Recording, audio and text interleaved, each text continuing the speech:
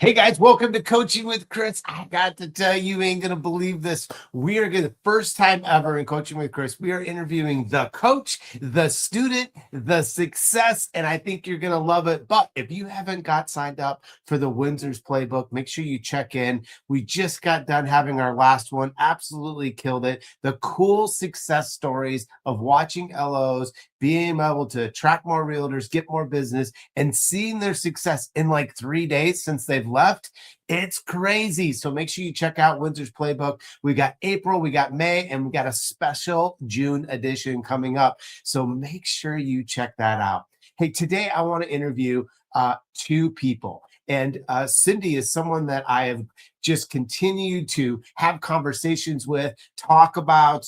We actually strategized for a one call. She's an amazing coach. She's seen it all. That's what I love about Cindy. But she has actually coached Michele Town, which is a cool thing. Lives in Colorado, horse ranch, everything that I love, and gets tons of business. Like I'm talking over $300 million in production in 2025, just absolutely killing it. I think it's going to be fun to learn how she prospects, how she runs a great team, and how she keeps everything straight in this crazy world of mortgage. So Cindy, Michele, are you here? Here. We are so excited to be here. Excited. Yes. Yeah. You know, I said right before we were like backstage the deal, and I says, hey, let's go have some fun. I think this is the fun thing is we learn when we have fun. And I've been talking to my LOs today. We talked about the old John Gordon talk about heroes and warriors and what's the difference between the two. And then what we really learned in the first quarter. Like we went through the shakiest first quarter, rates up, rates down. It was whack. What do you think you guys learned in the first quarter that you maybe want to do differently coming up into the second? Michele? Oh, I'm going to buckle in. I know that it's a roller coaster ride.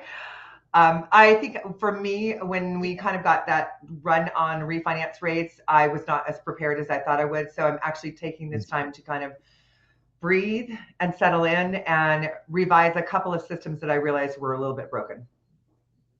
Yeah, I feel like I felt the same. I felt like, you know, when you get all of these loans in production and trying to be able to take care of everybody, you had some people like, let me think about it. And then 2 days later, they call and you're like, it's gone.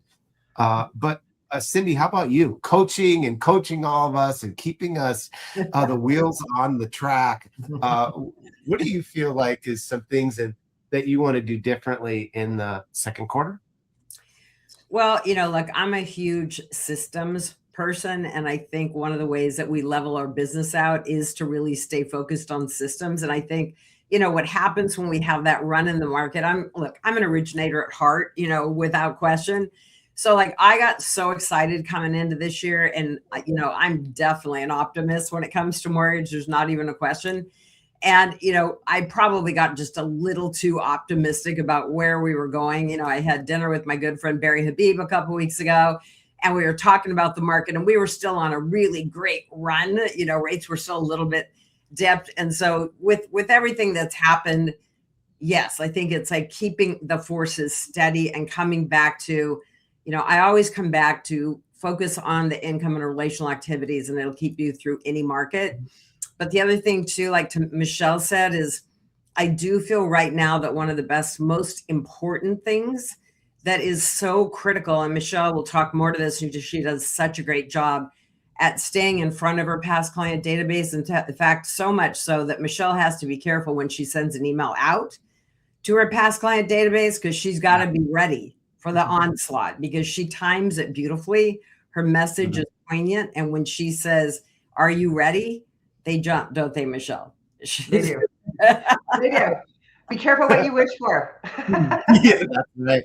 Well, you know, I kind of jumped the gun a little bit, but I'm so excited about hearing what you guys were going to say about the first quarter versus second. But let's go back. Like you, first of all, if anybody's got comments or if you're listening and joining in, make sure you ask us questions, because that's the best part. That's like my favorite part, is to be able to ask the questions. We could jibber jabber, but asking and answering the questions is something that I love to do. So make sure you guys ask us some questions.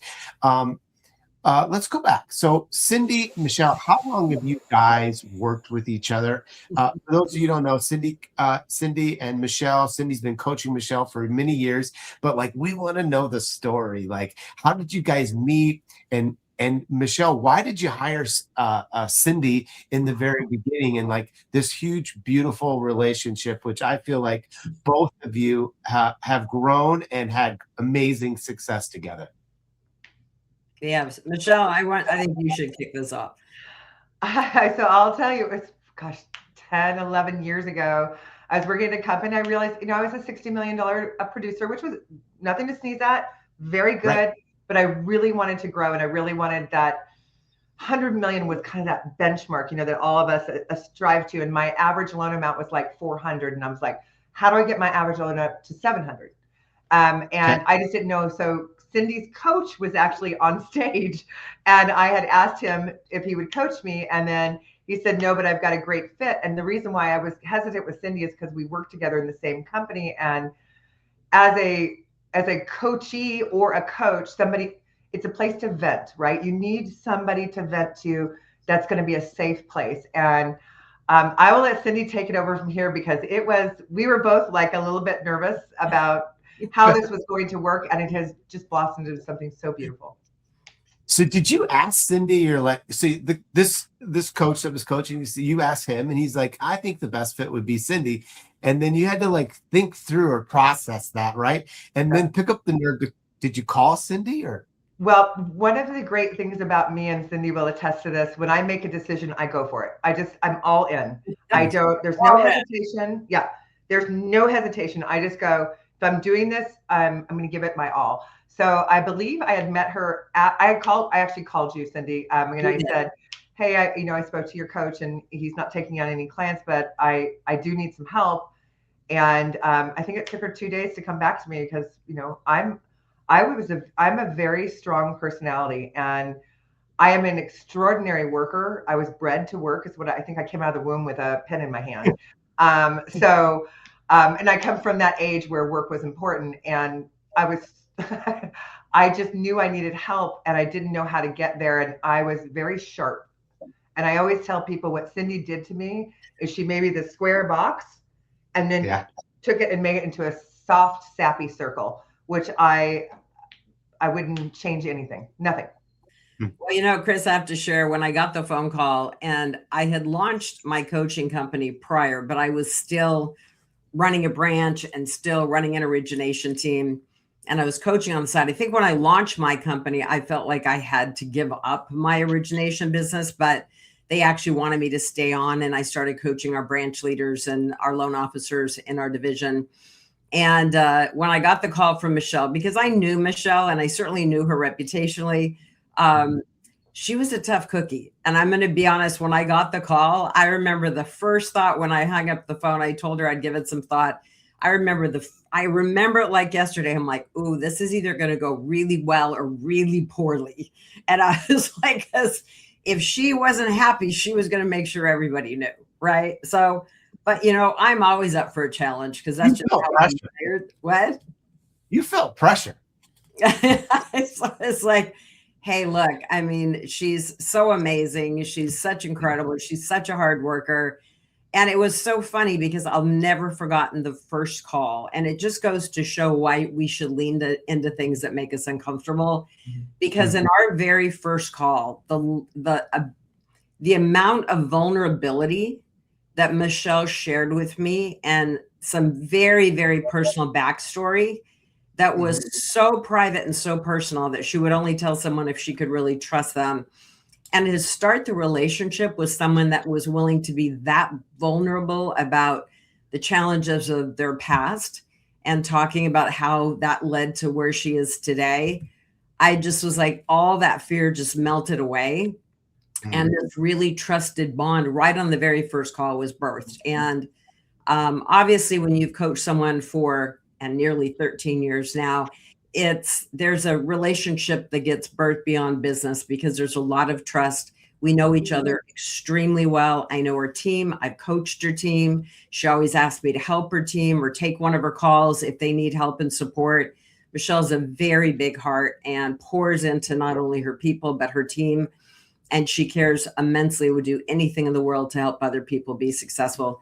I asked her several years ago to join our coaching staff, which she graciously has done, even though she's a crazy busy originator. And she's a wonderful, wonderful coach and just wants to pour into other people. Beautiful gift. That's so cool. By the way, guys, just so you know, full disclosure, my daughter just made a comment about that, but like this wouldn't even have happened without her. Michele, she calls me one day and she says, "Hey, do you know Michele Town?" I go, "No." And she goes, "Cindy does." Oh my And God. I go, "Oh." Amazing. And she tells me your story. She knew your story. And I said, "Well, we're going to meet her." And I go, "I got a great idea.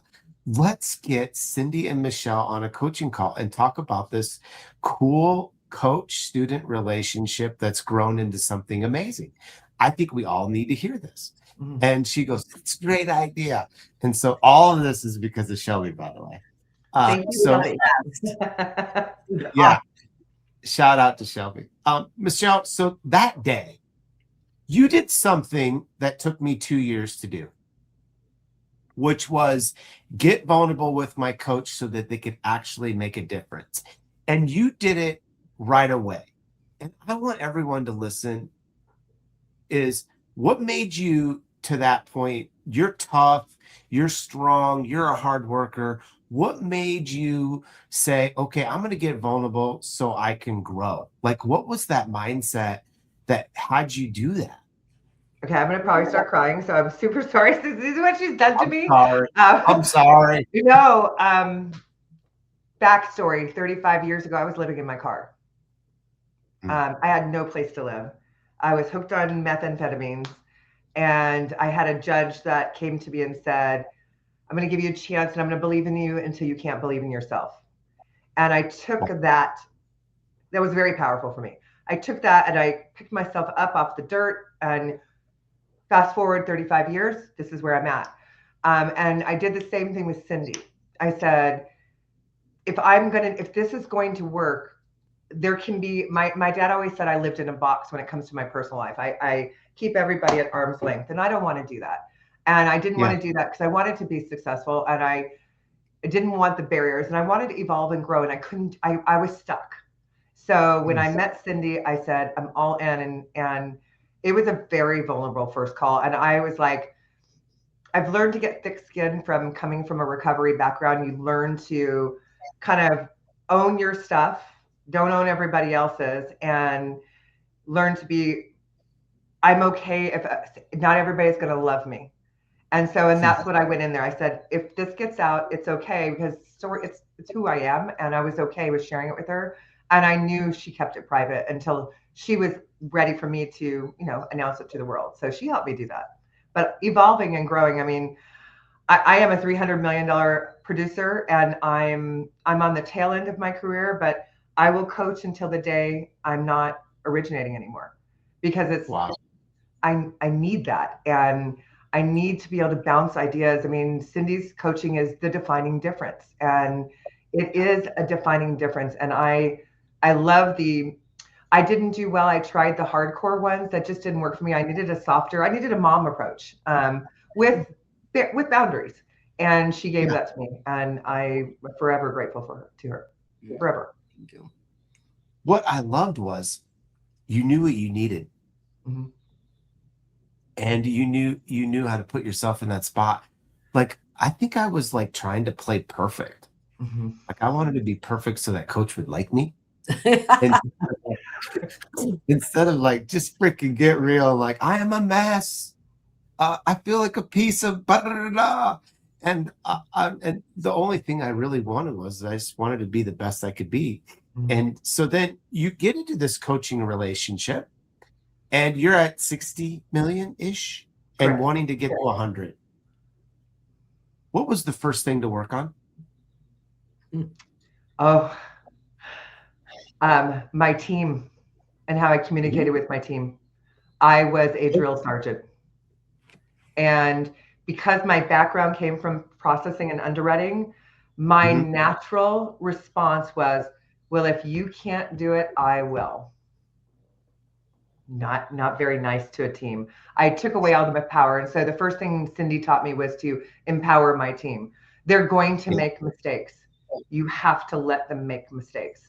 My favorite line from Footloose is when the preacher's in the preaching, and they're about to let them do the dance, and he says, "How do our children become trustworthy if we don't trust them?" It's huge. And that's what Cindy said to me. So Cindy, like, we're loan officers, we're freaking control freaks. We think we can do a loan better than freaking anyone else. And getting Michele to let go and to be able to trust the team is quite a process. And I guarantee you there's loan officers, they're like, yeah, that's me listening right now. How did you walk her through that journey to give her the faith to be able to let go? And I'm assuming, Michele, up to this point, you probably went through several team members. Mm-hmm. Yes, she did, as a matter of fact. You know what, Chris? I mean, because I had been a $200 million a year originator, it was a lesson that I had to teach myself, right? So I was a complete control freak. I call myself a recovering control freak and a recovering perfectionist today. But I really did train myself because, you know, my partner and I were leading over $1 billion branch. I was the top producer in the branch, managing 32 loan officers. We were building a region that we ultimately built 20 branches.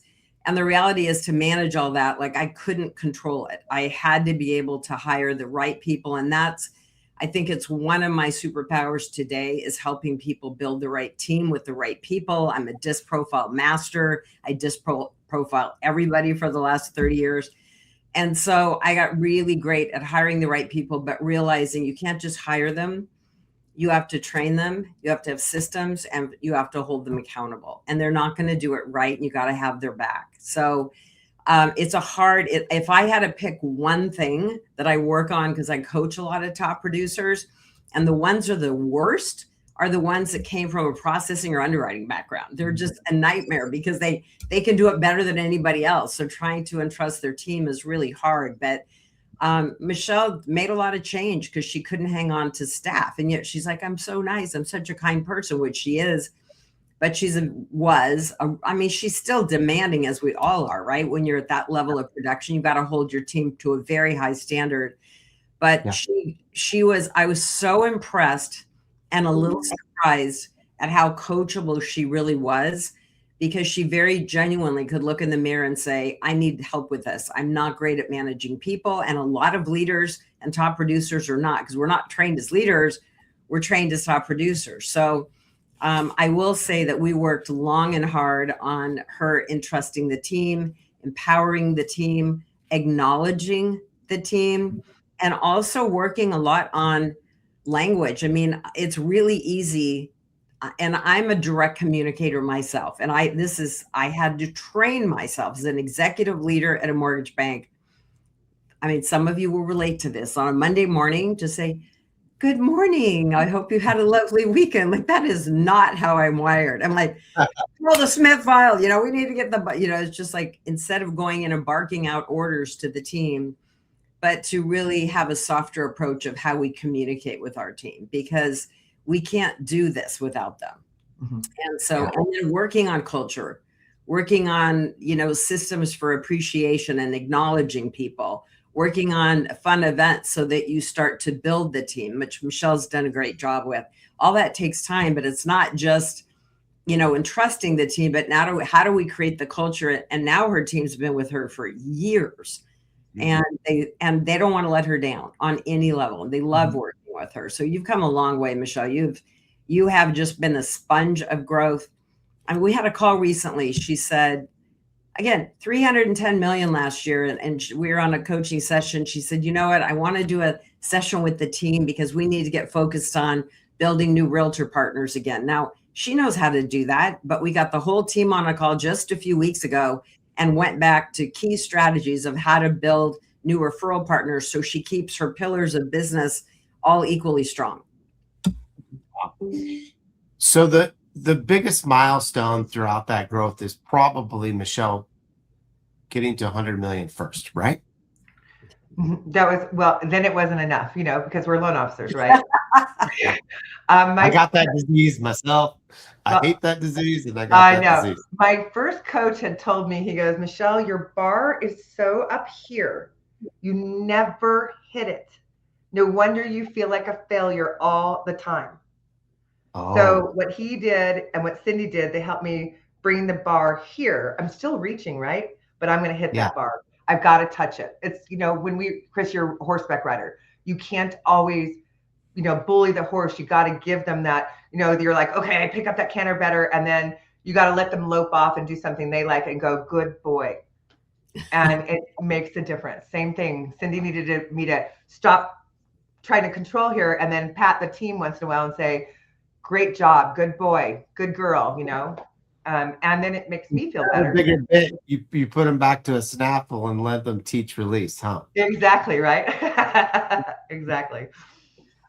What was the team? What was the team build up to 100 million? Because I think that relates to a lot of LOs listening. What was the team build up, and what was the first moves of hiring for your growth to get to the 100 million that you concentrated at that point? I know we're going to get to today and where you're at today, but I'm kind of like working my way up to it.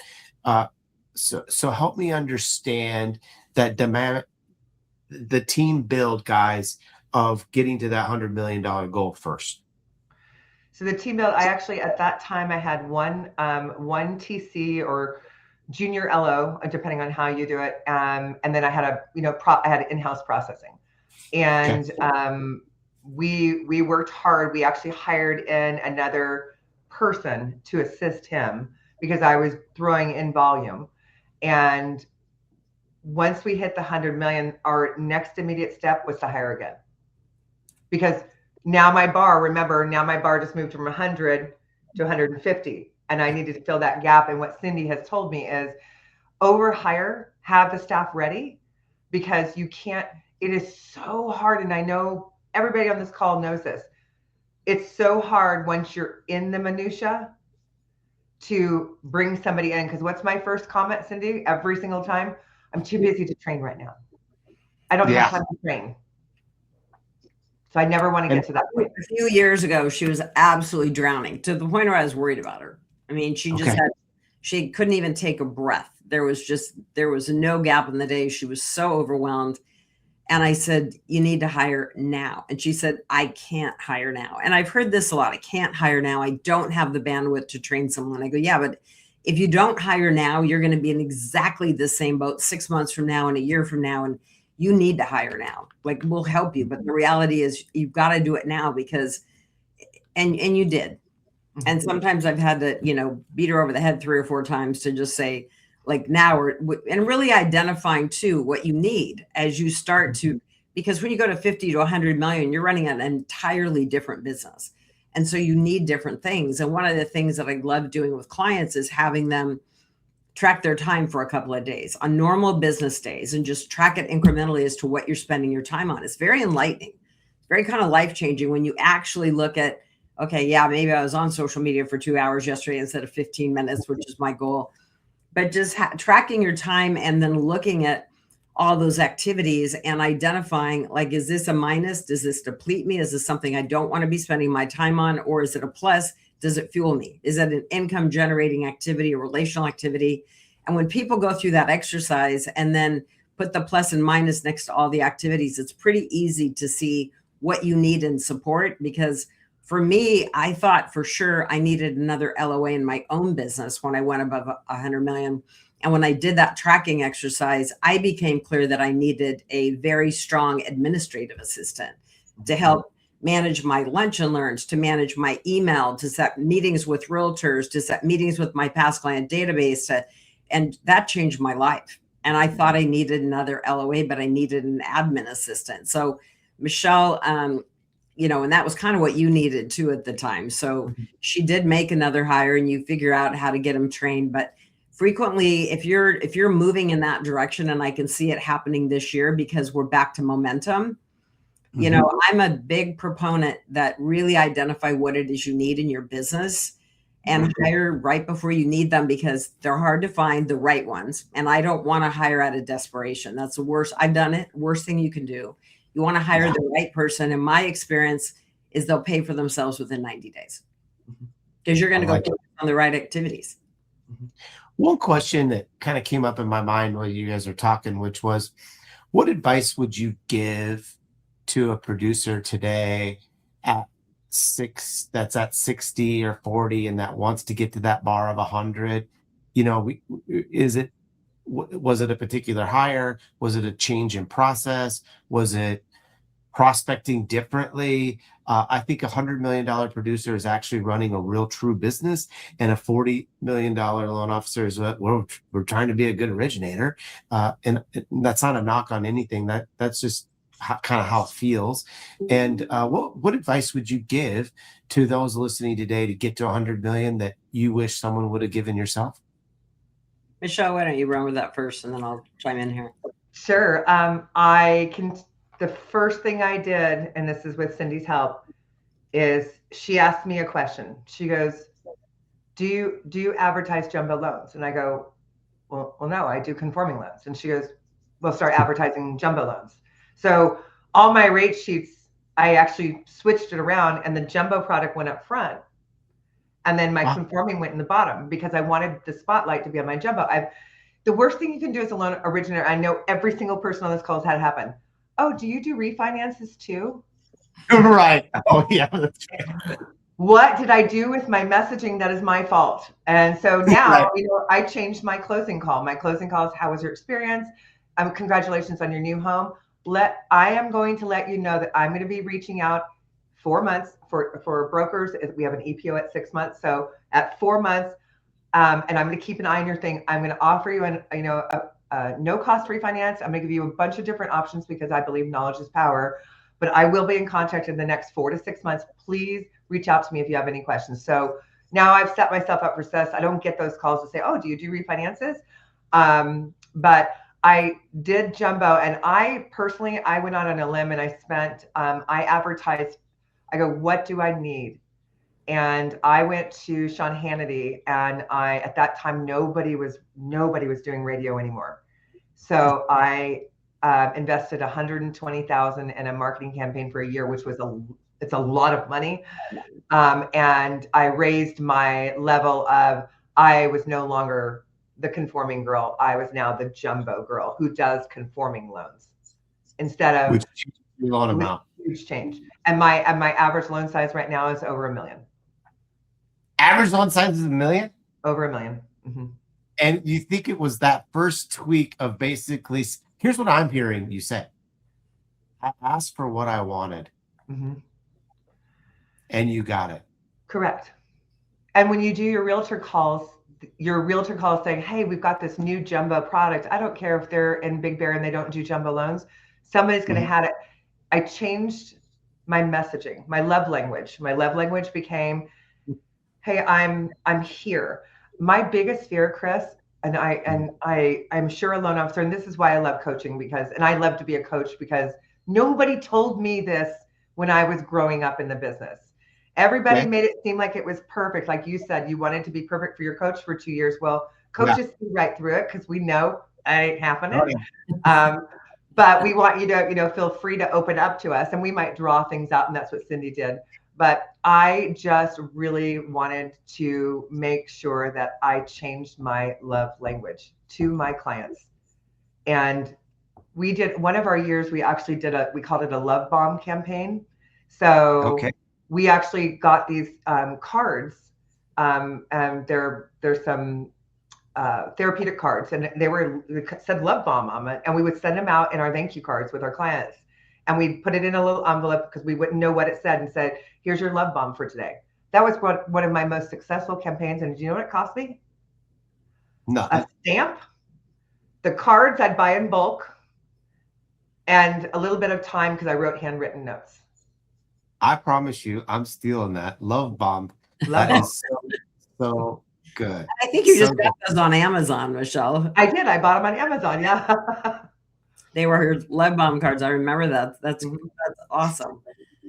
Well, and my response to how do you go from 40 or 50 to 100?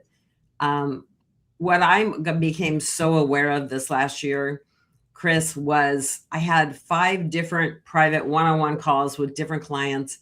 And within a 2-week period, I heard the same story. And that's when I know there's a really big gap in people's business, because these are originators all across the nation.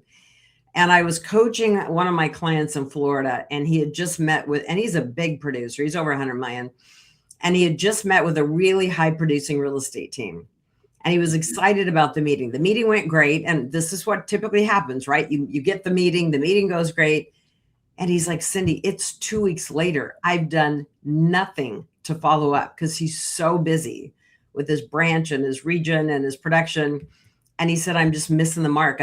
I wasted my time and theirs.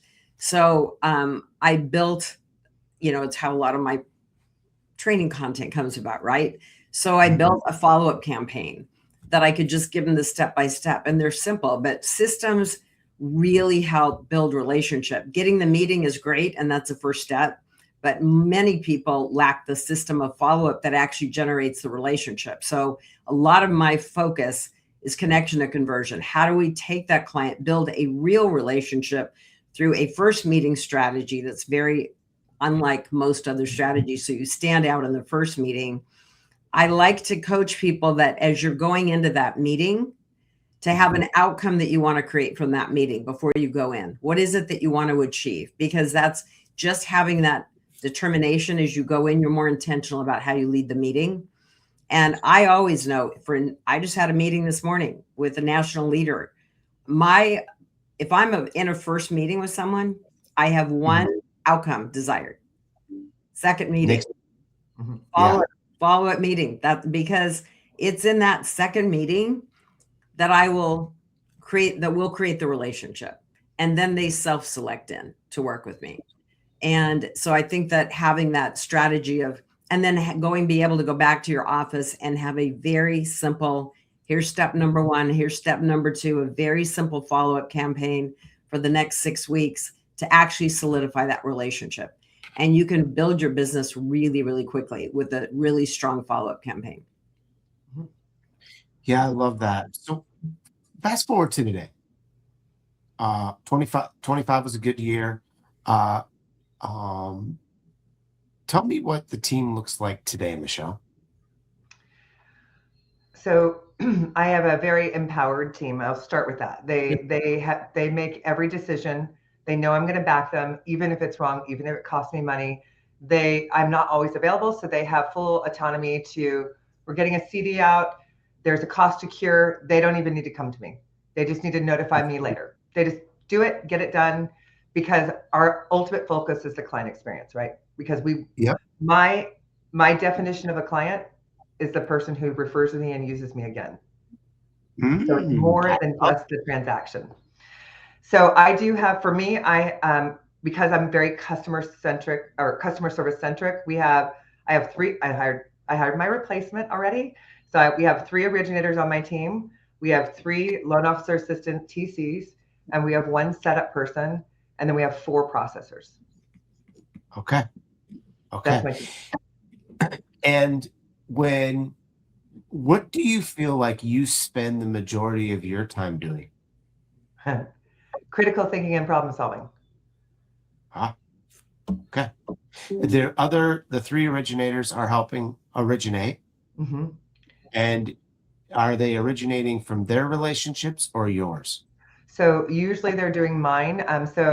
Because I'm about 2 years away from retiring, Cindy helped me hire my replacement ahead of time, because I knew it was going to be about 2 to 3 years to transition into what I believe it should be. But this is the last year I'm really head on in, and next year I actually get to take the back seat. So it's going to be I might need double coaching sessions. It's going to be very hard.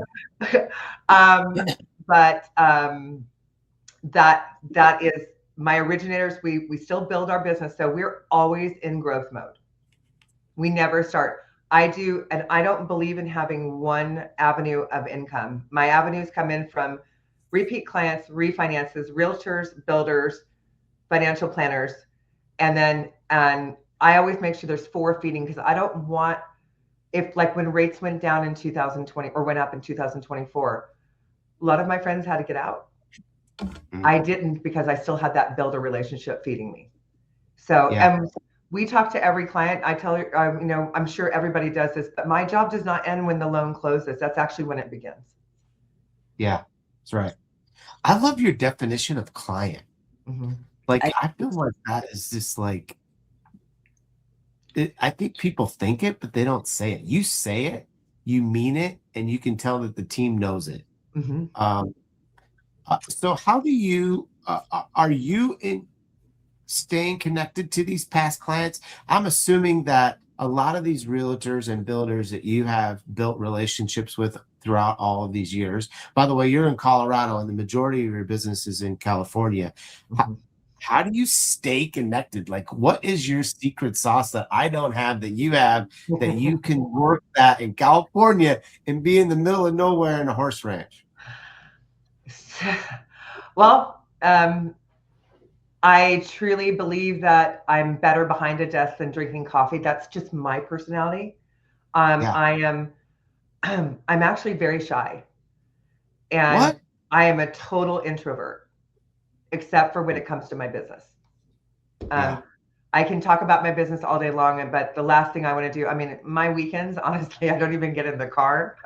It's so nice. I have my phone on for a couple calls, but I'm out on the horse ranch picking up poop like you don't want to do anymore, and cutting grass, and doing whatever I need to do, brushing a horse or something, and just relaxing. And that's when the one thing about coaching that helped me was I was so work centric. I had to find the balance, because I like Cindy said, I was killing myself, and it was coming out in every orifice of my body, and my mind was just melting, and I needed a refresh and reset. So when I go, my out of office now says, "Giddy up, I'm out refreshing. I'll be back on Monday." Honest to Pete, that's what it says. I love it. I love it. Hey, Chris, there's a couple of little highlights I'd like to pull out of Michele, if you don't mind, because there's like a couple things that I think that she does that are so unique to just her, which I really want to share, because people get very shocked by the fact that Michele does not answer her phone. I think that's very unique. So I want you to speak to that a little bit, because I think that says a lot about who you are and why people wait in your system around that, because I know most loan officers feel like they have to answer every call. So can you speak to that a little bit about how that came about, why you do it, and how you maneuver that and manage that? Okay.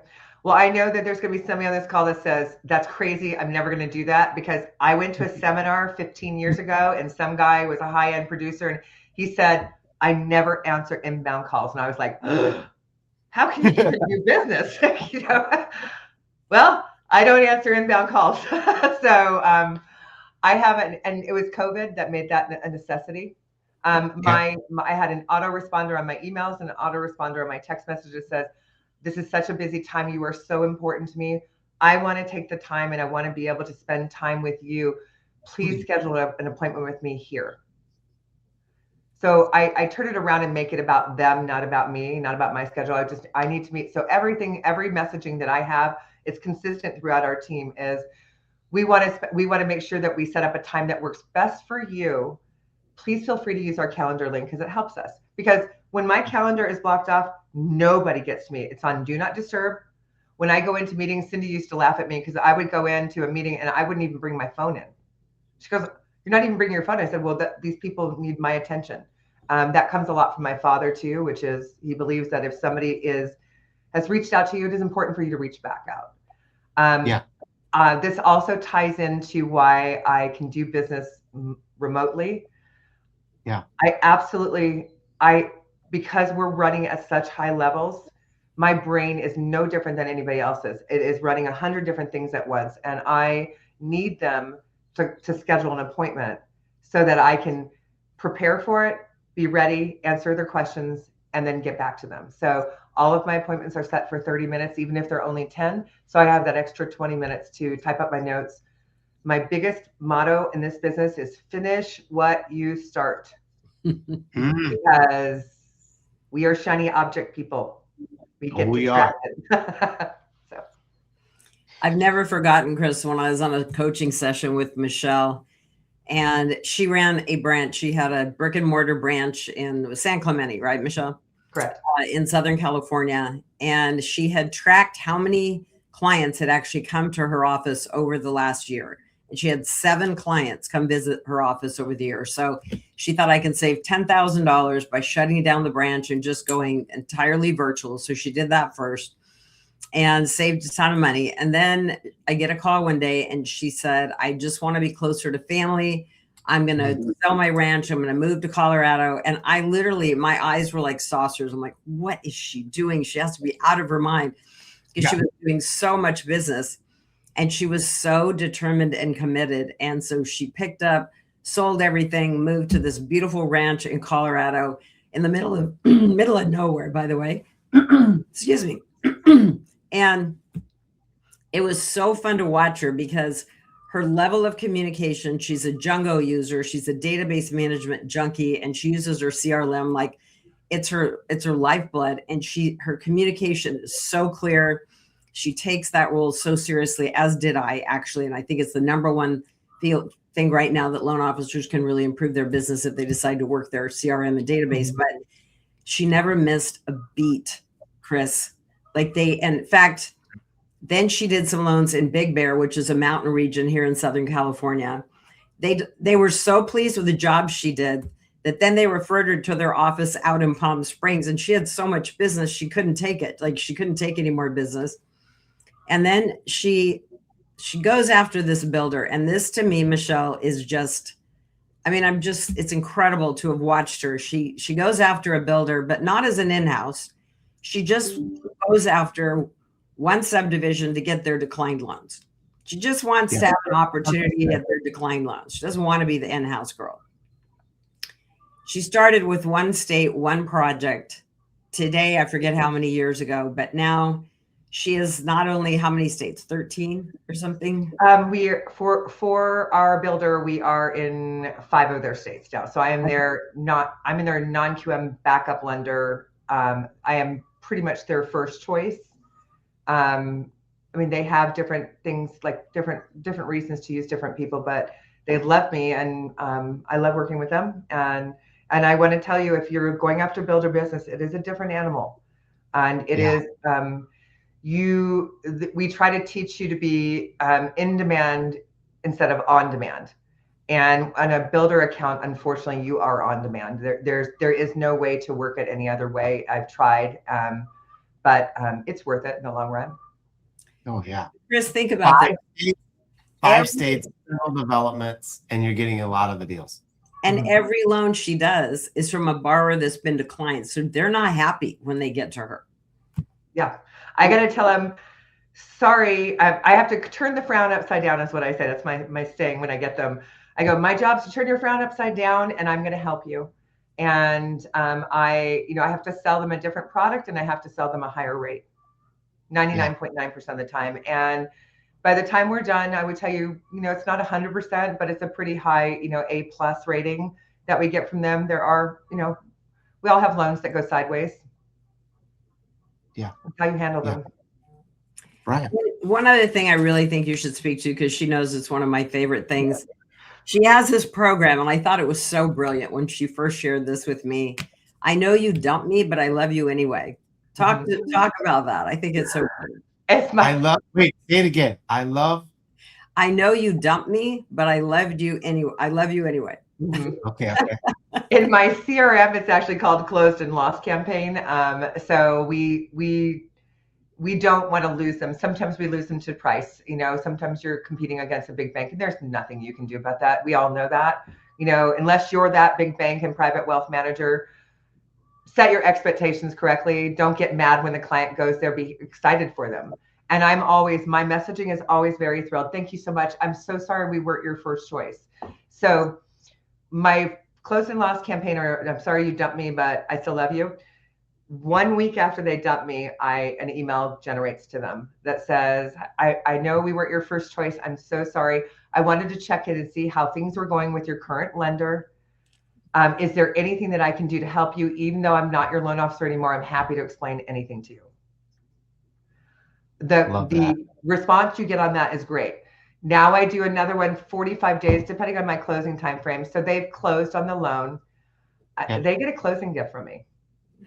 What? I've Yeah. never heard of this before. Yeah, they get a closing gift. Congratulations on your new home. I want to keep present. And then they actually go into my annual review and 6-month campaign that I would do normally. They'll stay in there. I'll still try to connect them. I don't lose them. I tell people I'm like an annoying gnat. Until you tell me to swap me and go away or opt out. Restraining order. Yeah, exactly. I'm going to be there. And because I do pride myself. I'm not a salesperson. I'm an educator, just like everybody else on this. Knowledge is power, trust but verify. And if you're honest with your clients up front, they will come back to you. My best loan ever, my best loan referral partner, I had taken my first vacation ever. And I had totally messed up, just bad. It was a condo. It was 90%. It was jumbo. And back then the LLPAs were huge. And when we were getting ready to go to docs, I realized and it was a big loan. It was my first $2 million loan. I was so excited. And it was like a 1-point cost because it was a condo and I had not priced it correctly. And we were a week away from closing, and I called the client and I told him I messed up. I'm so sorry. And I ate the cost. And that client has never forgotten that and refers me all the time. They ask, what's the closing gift you give to these clients that didn't choose you? So we have during COVID, there was a family out in Southern California that was really struggling. So we actually help them stay afloat.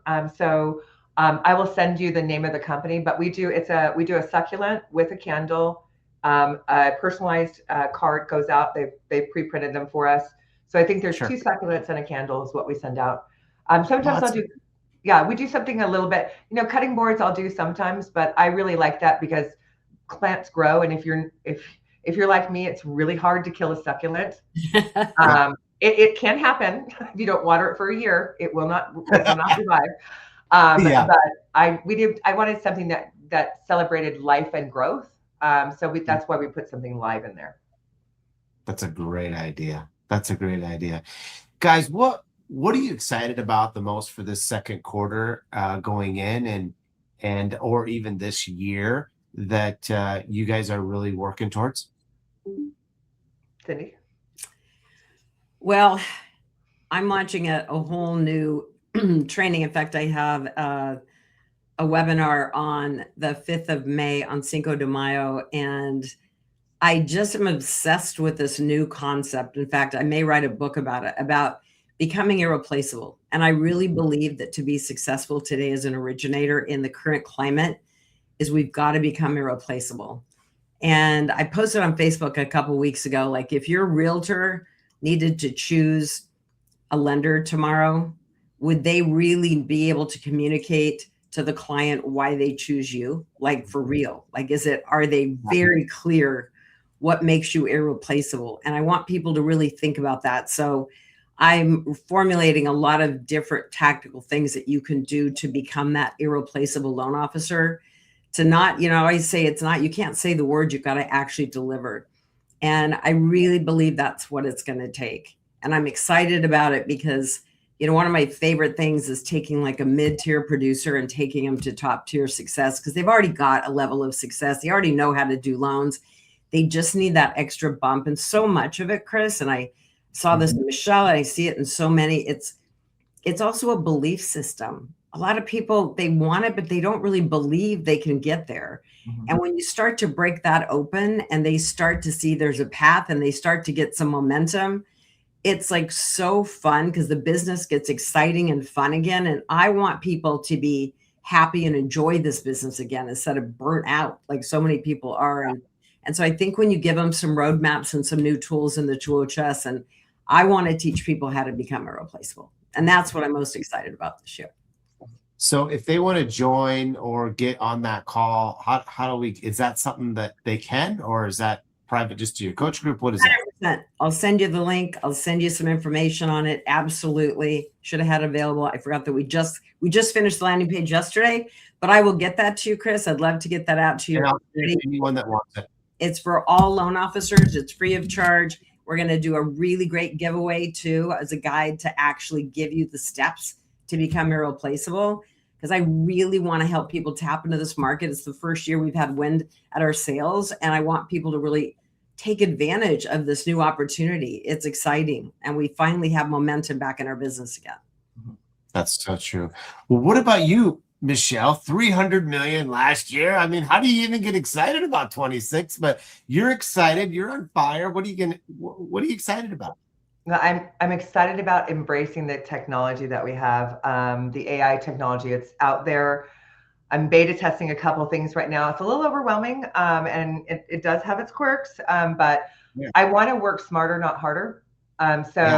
With the technology that's out there, I want it to be able to help me speak to my clients. AI is meant to help us have more conversations with our clients, and it does all the small stuff. So I'm excited about that. I'm excited about rates.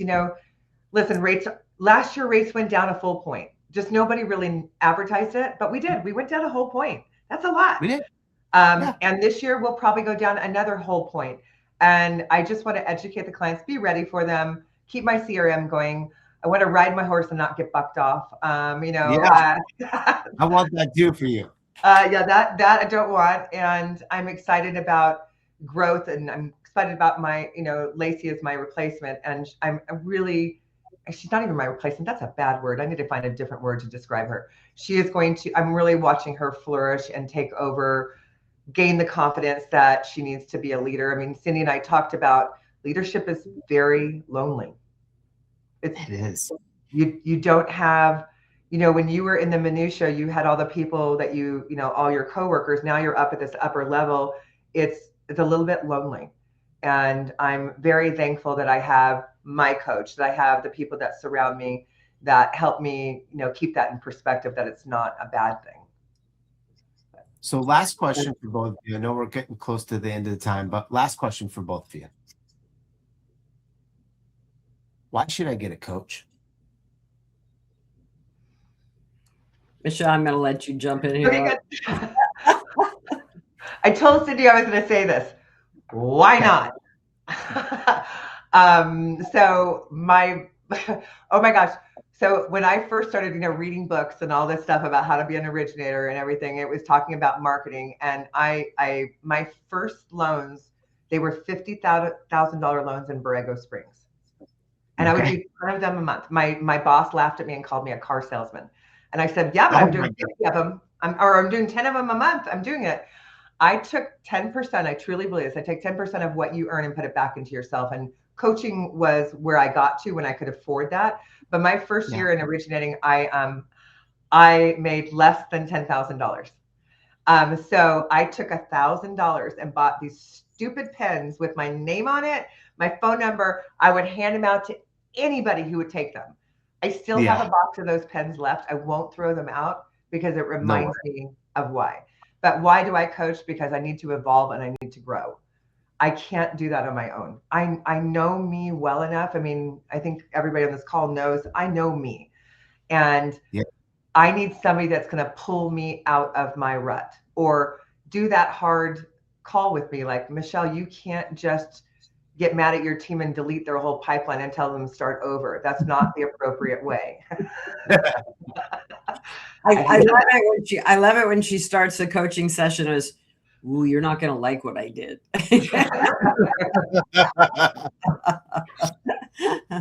But that's why I coach. I think it's invaluable. There's no price tag on it.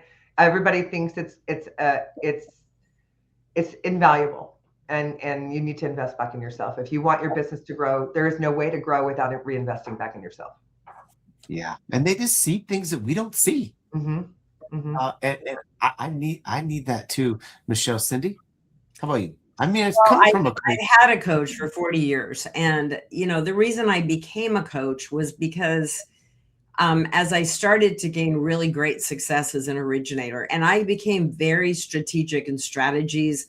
I became obsessed with trying to figure out how I could build a relationship with a realtor in record speed. And I started reading books on psychology and mindset and energy and going about it a different way and going like, I mean, because I wanted a real connection. I wanted an organic connection. I didn't want to just, I wasn't just looking for a loan. I wanted to be in partnership with my agents, and I built that. But I would never, as quickly as, I mean, 10 years in, I've never forgotten it. You know, I woke up one morning. It's how I ended up with a production partner out of sheer, I mean, I just didn't have a choice. I woke up one morning at 4 a.m. and I started crying, and my husband woke up and he goes, "What's wrong?" And I had 30 million in process that month. And I had one assistant, and I literally, the wheels just came off my business completely. Yeah. And, so realizing that, you know, I absolutely needed high level coaching. I couldn't afford it, or I didn't think, my first coach was $20,000. But, you know, I just never looked back. I had a coach my entire career. I have a couple of different coaches today. They help keep me on track. They help me see through a different lens. They help me make bold choices I wouldn't make for myself. And they help pick me up when, you know, we all have those days where you feel like you get slapped upside the head 85 different times. You're just like, geez. So, I mean, as I started to coach and train other people internally in my organization as the sales manager, and if I came up with a strategy that I implemented, it worked, then I would roll it out monthly to our 32 loan officers. And then I would roll it out nationally to Loan Toolbox. And I thought 90% of the people will never do it. But if 10%, if I can help them be more successful. And I started getting people, you know, writing me and emailing me. And I just thought at that point, after 28 years in the mortgage industry as in the top 100, I'm like, I had this calling that I wanted to help more people in a really meaningful way. And so I get to wake up every morning and spend my day really helping successful people grow to another level and to help them believe it's possible. And it's like, seriously, I love my job, and I love this business more than anything. I have such passion for it. I always say it's not what I do. It's like who I am. It's in the core of my being. And I think a lot of us understand what that feels like, right? I know I'm talking to two of them right now. Well, guys, thank you. I can't believe 56 minutes just went by. Like, it felt like 5 minutes. Yeah. I just love talking to you. You're so cool, Michele. I love your success. It is just enlightening. I can't wait for more people to listen to this. You know, they don't want to watch it. They want to listen to Apple and Spotify and all the other ways. But you guys truly made a difference.